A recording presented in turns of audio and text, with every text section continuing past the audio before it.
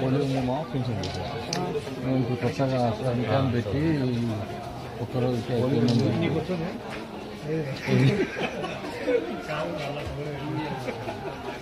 పొదుపుతుందమ్మా పొదుపులో వడ్డీలు వస్తారా అప్పుడు జగనన్న మన చంద్రబాబు ఉన్నప్పుడు అప్పు జగనన్న తీసినాడు. ఎందుకంటే మనకి 50,000 ఉంటే 50,000 తీసినాడు, లక్షలు తీసినాడు. ఇప్పుడు ఏమన్నా చంద్రబాబు ఏమన్నా వడ్డీలు కట్టాడు అండి.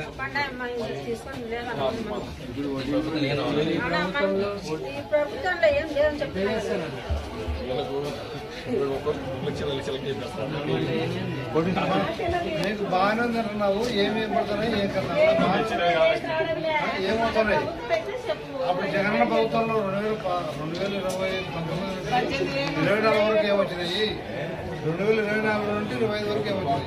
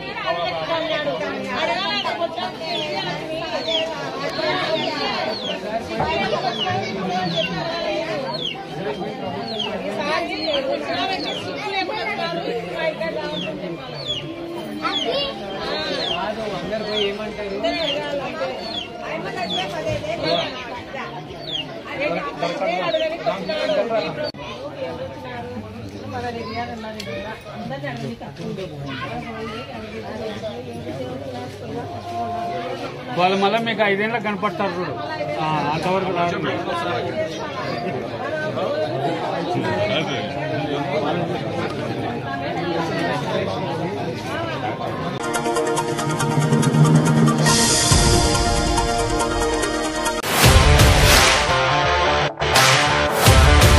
గ్రామ మండలానికి చెందిన చిన్నప్ప అతను ల్యాండ్ విషయం మీద కొన్నేళ్లుగా కొన్ని అగ్రవర్ణాలకి దళితులైనటువంటి మా చిన్నప్ప మీద కొన్ని అలిగేషన్స్ జరుగుతుంది. దానిలో ప్రధానంగా ఈ మధ్య వచ్చిన సిఐ గారు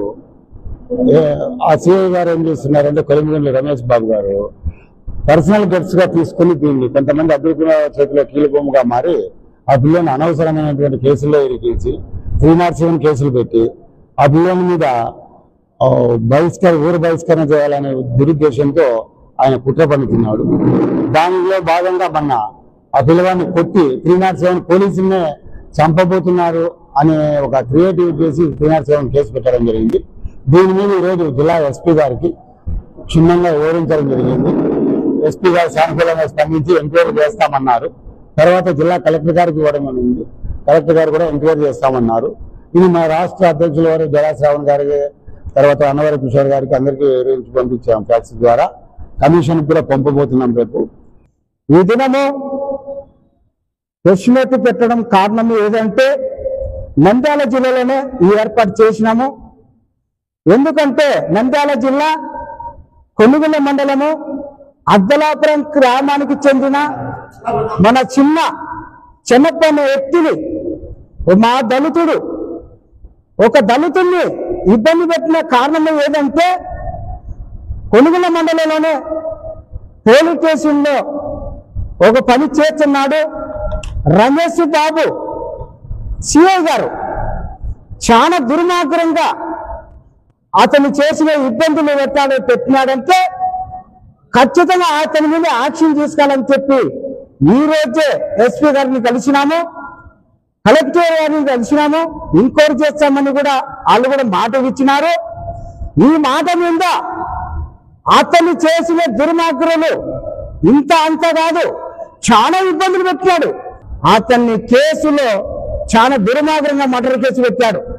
మర్డర్ కేసు పెట్టేది కాకుండా మనకు కోర్టు పోయి కోర్టు నుంచి సబ్జెక్ట్ తీసుకుపోయేటప్పుడు ఏం చేసినాడంటే, అతన్ని నేను తెలుగుదేశం నాయకుడిని, నాకు చంద్రబాబు ఉన్నాడు, నాకు లోకేష్ ఉన్నాడు, నా ఆస్తులు కూడా పెరకలేరని చెప్పి ఆయన దుర్మార్గంగా మాట్లాడి ఒక డిపార్ట్మెంట్ ఇలాగ మాట్లాడొచ్చునని చెప్పి నేను వివరం అడుగుతున్నాను. ఈ ప్రెస్ మీట్ ముందుకు రావడం ముఖ్య ఉద్దేశం ఏంటంటే, నంద్యాల జిల్లా కొనుగుండ్ల గ్రామం, కొనుగుండ్ల మండలం ఒక చెన్నప్ప గారి భూమి తగాద 1919 నుంచి ఇతను ఆ భూమి కోసం పోరాటం చేస్తున్నాడు. ఇతను కోర్టు ద్వారా కోర్టులో కేసులు వేసుకున్నాడు. కానీ అధికారులపైనే ఈ భూమిపై అధికారుల మీదే కేసులు వేస్తావని కొంతమంది అగ్రవర్ణాలు ఇతనిపై దౌర్జన్యంగా చేయడం, ఈ విధంగా కాళ్ళు ఇరిగిపోయేలా కొట్టడం, ఒక యాక్సిడెంట్ని పోలీసుల్ని ఒక స్టేరింగ్ వెనకలుండేవాడు స్టేరింగ్ తిప్పి యాక్సిడెంట్ చేసినాడని, మాకు ప్రాణాపాయం మాపైన హత్యా ప్రయత్నం చేసినాడని ఇతని పైన రౌడీ షీట్ ఓపెన్ చేయడం చాలా దుర్మార్గం. ఇది ఎంతవరకు ఇది న్యాయమని ఈరోజు ఎస్పీ గారికి ఈరోజు కుల సంఘం తరఫున మేమంతా ఒక అన్ని సంఘాలు కలుసుకొని ఇవ్వడం జరిగింది. నా పేరు వంకదార్ చిన్నప్ప, ఎస్సీ మాల కులానికి చెందిన వాడిను. నది సొంత గ్రామం వచ్చేసి కొనుగుండ్ల మండలం, కొనుగుండ్ల విలేజ్. గతంలో నాకు హైకోర్టు ఆర్డర్ ఇవ్వడం జరిగింది, నాకు మా భార్యకు. ఈ విషయంగా నేను రెవెన్యూ అధికారుల పైన ఈ భూమిని హైకోర్టు ఆర్డర్ ఇచ్చినా కూడా భూమిని కబ్జా చేశారని నేను నంద్యాల జిల్లా కలెక్టర్కి, నంద్యాల జిల్లా ఎస్పీ గారికి ఫిర్యాదు చేసినా కూడా పట్టించుకోకపోతే ఎస్సీ ఎస్టీ కోర్టును ఆశ్రయించడంతో 7 మంది అధికారుల పైన ఎఫ్ఐఆర్ నమోదు చేయడం జరిగింది. FIR number 150. అయితే ఆ ఎఫ్ఐఆర్ ఆసరా చేసుకున్న తర్వాత సిఏ రమేష్ బాబు సార్ గారు ఎస్సీ ఎస్టీ జిల్లా కోర్టు నుండి కేసు వచ్చినా కూడా కట్టుకోకుండా ఉన్నాడని నంద్యాల జిల్లా ఎస్పీ వారికి కంప్లైంట్ చేయడం జరిగింది. ఆ తర్వాత అతను ఉద్దేశపూర్వకంగా పెట్టుకొని ఎస్పీ దగ్గర కంప్లైంట్ చేస్తావని చెప్పేసి ఎఫ్ఐఆర్ నమోదు చేసిన తర్వాత మళ్ళీ నాకు వేరే అతనికి కొంత వివాదం జరిగింది. వివాదం జరిగిన తర్వాత నేను కంప్లైంట్ ఇవ్వడం జరిగింది. ఇచ్చిన తర్వాత నేను ఇచ్చిన వ్యక్తి పైన కేసు కట్టుకోకుండా అతనితోనే 5 నెలల తర్వాత మళ్ళీ తిరిగి నా మీదనే కేసు నమోదు చేసి, కొందరు రాజకీయ మాటలు విని నా మీదనే కేసు నమోదు చేసి నన్ను కస్తూర్బాయ్ స్కూల్ దగ్గర నుండి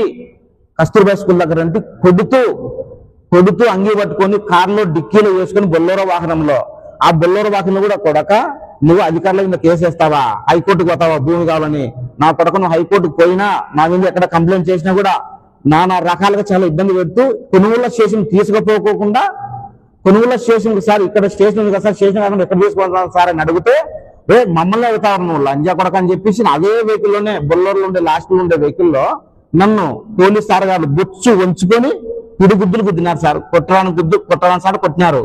ఆ తర్వాత సార్ ఏం సార్ అట్ట కొట్టినారంటే ఆ డ్రైవరు కంట్రోల్ చేసుకోలేక చెట్టు పోయి గుద్దితే అదే దాంట్లో నేను ఉండానని దాంట్లో నేను అట్టంపు మర్డర్ కేసు పోలీసులను చంపినని చెప్పి అట్టవ్యక్తం కేసు నమోదు చేసి అందులో 2 కేసుల్లో ఎఫ్ఐఆర్ నంబర్ 19, ఎఫ్ఐఆర్ నంబర్ 9/2025 దాంట్లో 53 రోజుల పాటు రిమాండ్ పెడుతూ నన్ను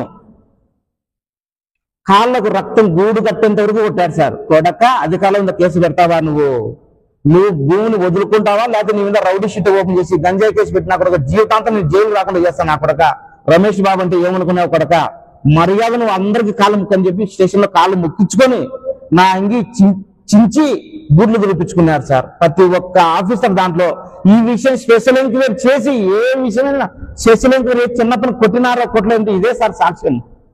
ఈ విషయం కొనుగోళ్ల మండలిలో ఎవరిని అడిగినా చెప్తారు సార్. ఇది చూడండి సార్, కాళ్లకు రక్తం గుడి కట్టింది. ఈ విషయం నంద్యాల జిల్లా సబ్ జైల్లో కూడా 4 రోజులు నడచలేకపోయినాం సార్.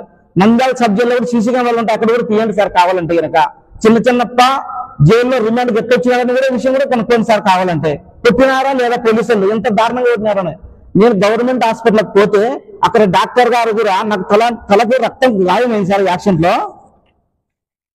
ఇదే సార్ తలము రక్తానికి గాయమైంది. గాజుడుకులు పుచ్చుకునేది సార్. అయితే నాకు తల రక్తం వస్తుంది సార్, డాక్టర్ సార్ మాత్రలు ఏందని అడిగితే ఎస్ఐ గారు రమణయ్య గారు, సంజామల ఎస్ఐ గారు రమణయ్య సార్ గారు ఈ నా కొడుకు మాత్రం లేక ఏమి యాకు ఇవి అంతా ఆరోగ్యం బాగుందని చెప్పి పంపించేయని చెప్పి అక్కడి నుండి బేడీలు వేసుకొని సార్ నేను ఏమి తప్పు చేయలేదు సార్. అసలు కొనుగోళ్ల మండలంలో నేను ఎక్కడ కానీ తిరిగేటోని కూడా కాదు సార్ బేట. అటువంటి వ్యక్తి నా మీద రౌడీ షీట్ ఓపెన్ చేసి నా కుటుంబానికి నాకు చాలా అన్యాయం చేసి చాలా అవమానకరంగా ఫీల్ అయిపోయి మేము చచ్చిపోవాలనుకున్నాను సార్. మందాది నేను నా భార్య పిల్లలు అంత అవమానపరిచినారు సార్. సిఏ రమేష్ బాబు గారు, కొడక నువ్వు నా మీద ఎక్కడైనా అధికారుల దగ్గర కంప్లైంట్ చేసినా, హైకోర్టుకు పోయినా, నువ్వు ఎక్కడ ఏం కంప్లైంట్ చేసినా కూడా ఇదే నీకు ఆఖరి రోజు అన్నారు సార్. ఈ విషయంగా నేను మీడియా మిత్రులందరికీ నేను తెలియపరచుకుంటున్నాను సార్. నా ప్రాణానికి నా మీద ఏమైనా కూడా రమేష్ బాబు గారే సార్. నా కారకుడు సావుకు రమేష్ బాబు గారే. నాకు ఏం జరిగినా కూడా రమేష్ బాబు సార్ గారే. నాకు రమేష్ బాబు సార్ గారితో ప్రాణహాని ఉందని ఎస్పీ దొరవార్ దగ్గర కూడా ఈ రోజు కంప్లైంట్ చేయడం జరిగింది. కలెక్టర్ దగ్గర కూడా కంప్లైంట్ చేయడం జరిగింది సార్. ఆ తర్వాత రౌడీ షీట్ ఓపెన్ చేసిన తర్వాత హైకోర్టు ఆర్డర్ ఇచ్చింది. రౌడీ షీట్ ఓపెన్ చేసినారని మీరు చేసిన పిలవడం కానీ ఎటువంటి చర్యలు తీసుకోకూడదు అని చెప్పి హైకోర్టు కూడా ఆర్డర్ ఇవ్వడం జరిగింది సార్. జయభీమరావు భారత్ పార్టీ జాతీయ అధ్యక్షులు మాజీ న్యాయమూర్తి జడా శ్రావణ్ కుమార్ గారి ఆదేశాల మేరకు ఇక్కడికి రావడం జరిగింది. అయితే చిన్నప్ప అనే వ్యక్తి పైన కేసులు కట్టి, అక్రమ కేసులు కట్టి రమేష్ సిఐ గారు ఆయన జైలు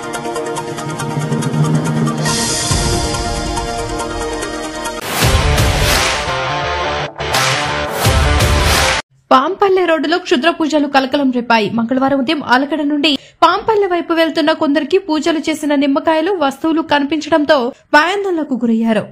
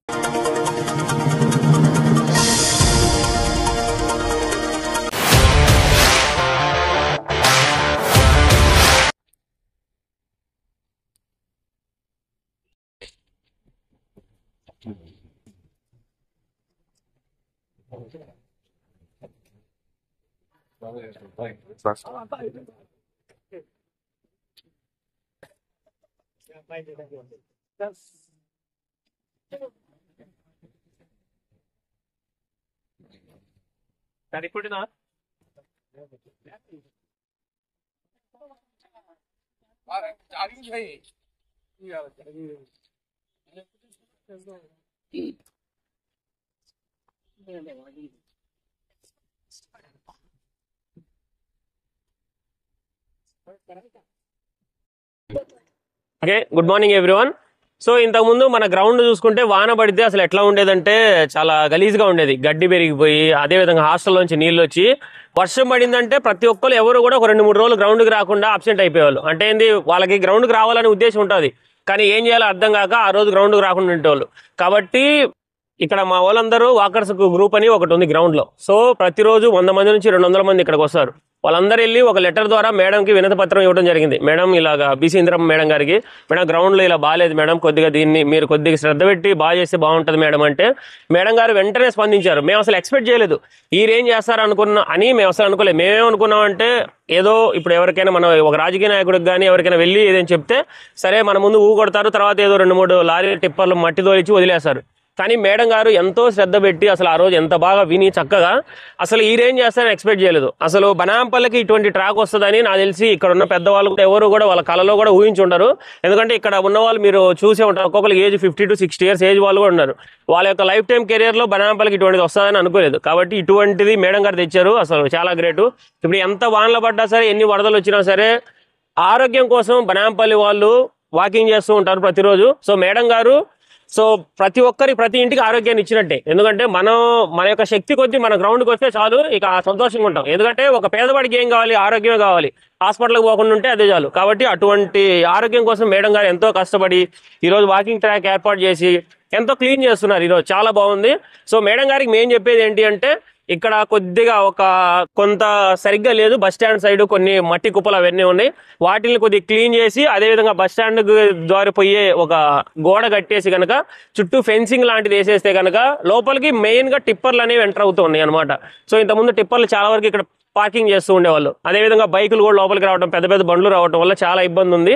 సో మేడం గారు ఇంత చేశారు కాబట్టి మేడం గారు ఇంకొద్ది శ్రద్ధ పెట్టి మా అందరి రిక్వెస్ట్, సో ఫెన్సింగ్ లాంటివి చేసి సో ఆ మట్టి కుప్ప లాంటివి తీసేస్తే కనుక ఇంకా చాలా హ్యాపీగా ఉంటుంది.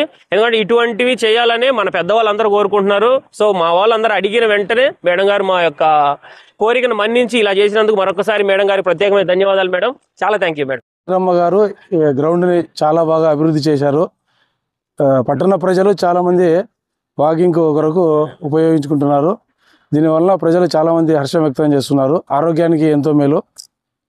చుట్టూ ఫెన్సింగ్ వేసి దీన్ని అంతా మట్టి కుప్పలు అవన్నీ తొలగించి ఆర్టీసీ బస్ స్టాండ్ గోడ కూడా చేపించేసి చేస్తే బీజీ హాస్టల్ కాడ కూడా దారి ఏర్పాటు చేసి చుట్టూ ఫెన్సింగ్ వేస్తే గ్రౌండ్ చాలా అభివృద్ధి చెందుతుంది.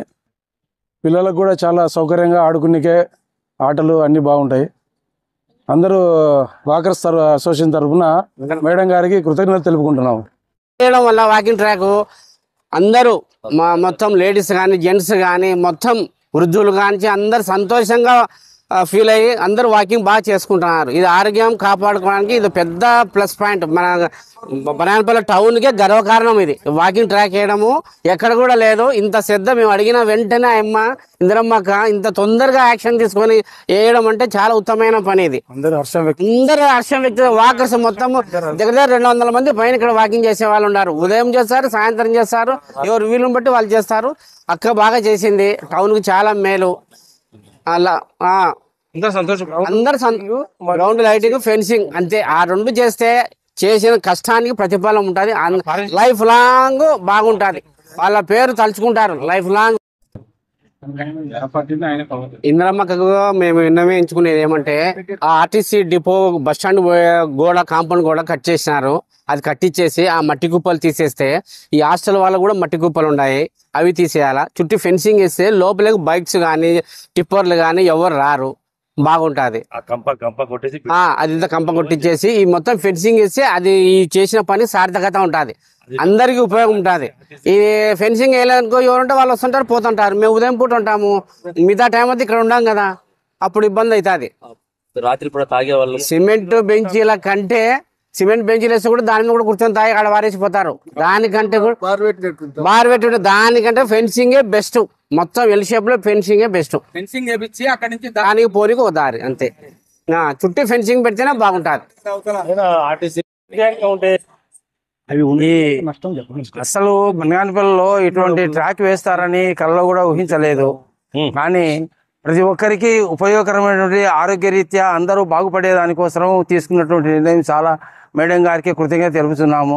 కానీ ఇక్కడ ఉన్నటువంటి మట్టి కుప్పలు అవి ఇవి తొలగించి తర్వాత ఆర్టీసీ కూడా కట్టేసి తర్వాత వచ్చి దీనికి ట్రాక్ని ఇంకా కొంచెం పునరుద్ధరించి ఆ చుట్టూ ఫెన్సింగ్ వేసి తర్వాత వచ్చేసి అక్కడ ఉన్నటువంటి ఆ చెట్లకెళ్ళి ఉన్నటువంటి ఆ యొక్క పారం కంపెనీ అంతా కొట్టేపించి అంతా మాకు కొంచెం మేలు చేస్తే ఇంకా బాగుంటుంది. కానీ ఇది చేయడం వల్ల ఈ పునరుద్ధరించడం వల్ల అందరికీ ఆరోగ్య రీత్యా అందరినీ పెంచినట్లే అయిపోతుంది. వాళ్ళ ఆయుష్ కూడా పెరుగుతుంది. వాళ్ళకి ఎంతో మేలు చేసినట్లయితుంది. బనగానపల్లెకు ఎంతో మేలు చేసినటువంటి ఇందిరమ్మ గారికి మేము హృదయపూర్వక కృతజ్ఞతలు తెలుపుకుంటున్నాము. తర్వాత వచ్చేసి అక్కడ ఈ తాగుబోతులు వీళ్ళు వచ్చేసి రాత్రిపూట తాగి చాలా ఇబ్బందులు కలిగిస్తారు. అటువంటిది లేకుండా ఫెన్సింగ్ వేస్తే బాగుంటుందని మేము కోరుకుంటున్నాము. ఈ ట్రాక్ను ఇంకా కొంచెం బాగా చేసి మంచి మట్టి వేసి మాకు ఇంకా కొంచెం బాగా చేస్తే ఇంకా బాగుంటుందని మేము మేడం గారికి విన్నవించుకుంటూ సవినయంగా మేము కృతజ్ఞతలు తెలుపుకుంటున్నాము. వాకర్స్ అందరికీ నా నమస్కారం. ముఖ్యంగా బీసీ ఇంద్రారెడ్డి గారు బనగానపల్లె పట్టణ ప్రజలు బాగుండాలనే ఉద్దేశంతో నా బనగానపల్లె నా ఆరోగ్యం అనే కార్యక్రమాన్ని ఏర్పాటు చేసింది. ఆ కార్యక్రమంలో భాగంగా ప్లాస్టిక్ నిర్మూలనకైతేనేమి చెట్ల పెంపకానికైతేనేమి ఎంతో కృషి చేస్తుంది. అలాగే మన గ్రౌండ్లో తిరిగేటువంటి వాకర్స్ అందరూ కూడా ఇంద్రమ్మ దృష్టికి వాకర్స్ ఇది ఏర్పాటు చేయాలని చెప్పిన వెంటనే ఈ యొక్క కార్యక్రమాన్ని దాదాపు 15 లక్షలకు దాటి ఈ యొక్క సొంత నిధులు ఏర్పాటు చేసి ఈ యొక్క వాకింగ్ ట్రాక్ ఏర్పాటు చేయడం జరిగింది. ఈ వాకింగ్ ట్రాక్ వలన వాకర్స్ అందరూ కూడా చాలా ఆనందం వ్యక్తం పరుస్తున్నారు. ఈ వాకింగ్ ట్రాక్ వలన ఇందాక సార్ చెప్పాడు, రోజుకు ఒక 100 రూపాయలు ఇంజెక్షన్ చేసుకున్నంత సమానం. ఇది ఒక రోజు వాకింగ్ చేస్తే వాళ్ళ ఆయుస్సు పెంచినట్టు, మా ఆయుస్సు పెంచినట్టు మేము ఇంద్రమ్మ గారికి కృతజ్ఞతలని తెలియజేస్తున్నారు. వాళ్ళ కళ్ళల్లో చూస్తుంటే ఈరోజు చాలా ఆనందం మాకు కానొస్తుంది. కొన్ని సమస్యలు అయితే చెప్పారు వాకర్సు, మేము కూడా ఇంద్రమ్మ గారి దృష్టికి తీసుకుపోయి దాన్ని సాల్వ్ చేసే మార్గం చేస్తాము. అలాగే సారు మొత్తం చుట్టూ కంచె వేయాలనే ప్రపోజల్ పెట్టారు, అది కూడా చెప్తాము. ఎందుకంటే దీంట్లోకి మోటార్ సైకిళ్ళు కానీ పిల్లోళ్ళు కానీ రాకుండా కొంచెం బాధ్యత మనం కూడా తీసుకొని మన బాధ్యత ఇది చేసేంత వరకు అక్క బాధ్యత, తర్వాత కూడా మనం కూడా కాపాడుకునే బాధ్యత మంది వాకర్స్ది. కాబట్టి ఈ ట్రాక్ అనేది కాపాడుకోవాల్సిన బాధ్యత మన మీద ఉంది కూడా. కాబట్టి ఎవరన్నా లోపలికి వచ్చినప్పుడు మనం కట్టడి చేసి దాన్ని కూడా మనం చేయాలి. అట్లనే ఇంద్రమ్మక్క గారు ఒక సూచన చెప్పారు, ప్రతి నెలలో యోగా మాస్టర్ను అరేంజ్ చేస్తాను, ఒకవేళ నెలకు 4 వారాలైనా సరే మీ ఇష్టము, మిమ్మల్ని అడగమని చెప్పింది. మీరు ఎట్లా చెప్తే అట్లా నెలకు ఒక ఫస్ట్ వారము లాస్ట్ వారం పెడదామా, లేదంటే 4 ఆదివారాలు పెడదామా, ఎట్లయినా సరే మనం అంతా డిసైడ్ చేసుకొని చెప్తే దాన్ని ఏర్పాటు చేస్తుంది. కాబట్టి ఈ యొక్క వాకర్స్కి అందరికీ కూడా నేను తెలిపేది ఏమంటే, మనం అందరం కూడా, నేను కూడా జాయిన్ అవుతాను. నేను కొన్నాళ్ళు ఇంతకుముందు తిరిగినాను, ఈ మధ్య 2 ఏళ్ళ నుంచి నాకు ఆరోగ్యం బాగాలేక తిరగలేకపోయినాను.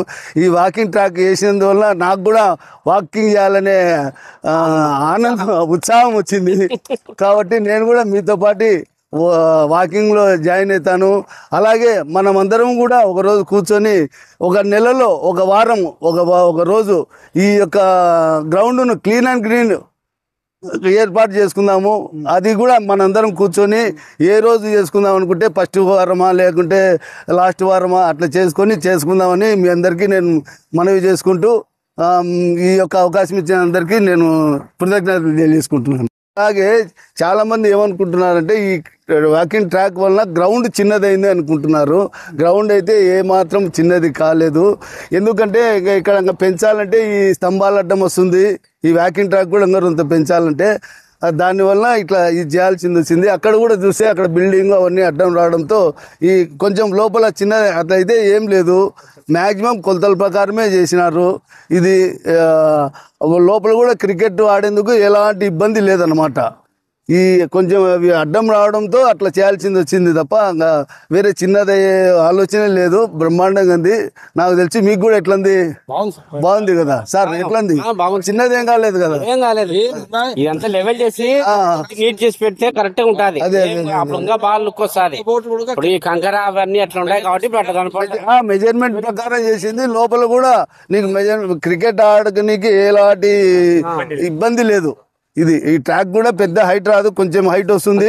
ఎప్పుడు మట్టి కూడా తోలే మట్టి కూడా మంచి మట్టి టెస్ట్ చేసి తెప్పిస్తుంది. ఆ మట్టి కూడా వేయడంతో వర్షం పడిన ఒక అర్ధ గంటకే నీళ్ళు ఇంకిపోయి మళ్ళీ వాకింగ్ చేయొచ్చు అనమాట. ఎంత వర్షమైనా కానీ వాకింగ్ చేయొచ్చు. ఆ ఉద్దేశంతో ఇంద్రమ్మ అక్కగారు ఈ యొక్క కార్యక్రమాన్ని చేయించినందుకు మేము కూడా అక్కగారికి కృతజ్ఞతలు తెలియజేసుకుంటున్నాము.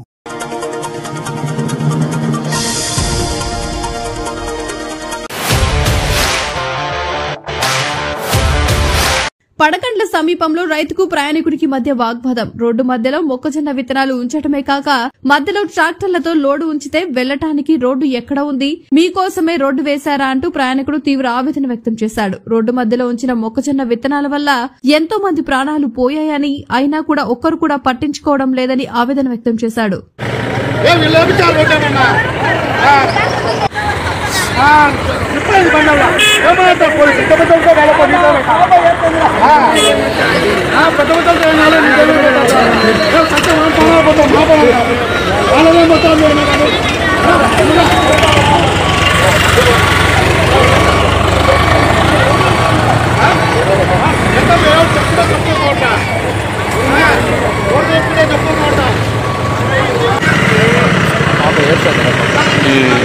మీడియాలో కొంచెం ఇంకా బస్సు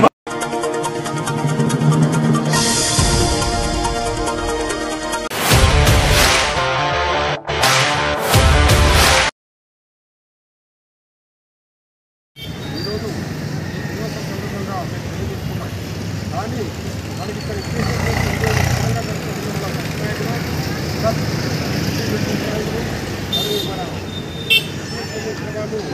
మరి అందరూ కలిసి ఈరోజు ఎంతో ఘనంగా ఈ దినోత్సవాన్ని జరుపుకుంటామంటే ఒక 75 సంవత్సరాలు జరుగుతుంది మనం కూడా రాజ్యాంగ నిర్మాత మన దేవుడు డాక్టర్ బిఆర్ అంబేద్కర్ కూడా ఈ సభాముఖంగా ఈరోజు ఈ దినోత్సవ సందర్భంగా తెలియజేస్తున్నాం. కానీ మనము ప్రతి సంవత్సరము మనము 20 సంవత్సరాల నుంచి ఎదుర్కొని మనము ఎంతో ఘనంగా జరుపుకుంటున్న ఒక దినోత్సవం మరియు అలాగే ఆయన జయంతిలైతేమి ఘనంగా జరుపుకున్నందుకు మనందరికీ ఈనాడు మన సంస్థలకు మన ఇక్కడ విజేసినటువంటి మన అందరికీ పేరు పేరున ఈరోజు భారత రాజ్యాంగం రచించినారు కాబట్టి ఆ మేధావి అంబేద్కర్ గారు రచించినారు కాబట్టి ఈరోజు అంబేద్కర్ అవేర్నెస్ తెలివితేటలు ఉన్నాయి. ఈరోజు కోర్టులు అయితేనేమి ఇప్పుడు జడ్జీలు అయితేనేమి ఈ రాజ్యాంగంలో రాసిన ఒక భాగమే. ఇక్కడ లాయర్ ఉన్నాడు, నువ్వు లాయర్ కాదు, అంబేద్కర్ రాసిన దాంట్లో ఒక భాగమే న్యాయ వ్యవస్థలు కానీ పోలీస్ చట్ట వ్యవస్థలు కానీ భారత రాజ్యాంగంలో రచించిన ఒక భాగమే ఇది. కాకపోతే భారత రాజ్యాంగ విలువలను ఇక్కడ ఉన్న వాళ్ళు దళిత సంఘాలు కాదు, బీసీ మైనార్టీ ఎవరైనా భారత రాజ్యాంగ విలువలను నిలబెట్టాలని కూడా ఈ సందర్భంగా కోరుతున్నారు. ప్రతి ఒక్కరూ భారత రాజ్యాంగ విలువలను తెలుసుకొని అంబేద్కర్ గారు ఏమేమి రాసినారో ఆ విలువలను తెలుసుకొని ఆయన బాటలో ఆ విలువలను మనమందరం ఖచ్చితంగా నిలబెట్టాలి. భారత రాజ్యాంగ విలువలను కాపాడుకోవాలని కూడా ఈ సందర్భంగా తెలియజేస్తున్నాం. ఆలోచన చేయండి. విడగొట్టడానికి దండిగా మనలను ఐక్యంగా ఉన్నవాళ్ళు కొంతమంది ప్రయత్నం చేస్తున్నారు. అలా కాదు. ఒకటి భారత రాజ్యాంగ నిర్మాత అంబేద్కర్ గారు ఒకటి చెప్తారు, ఈ సామాజిక వర్గాన్ని నువ్వు డెవలప్ చేసుకోవాలి, అదే పద్ధతిలో డెవలప్ చేయాలంటే పోరాడాలి, మేధస్సుగా ఆలోచన చేయాలనేది కూడా అంబేద్కర్ గారు చెప్పినారు. అటువంటి చట్టాలను రాసినాడు, మంచి మంచి చట్టాలను రాసినాడు. 1949లో నవంబర్ 26వ తారీఖు రాజ్యాంగం మొత్తం పూర్తయింది. కాకపోతే 1950 భారత రాజ్యాంగ నిర్మాత మేధస్సు అందరూ ఆ మేధస్సు ఖర్చు పెట్టి రాసినాడు. ఆయన మేధస్సు ఈరోజు ఆయన అంత తెలివికి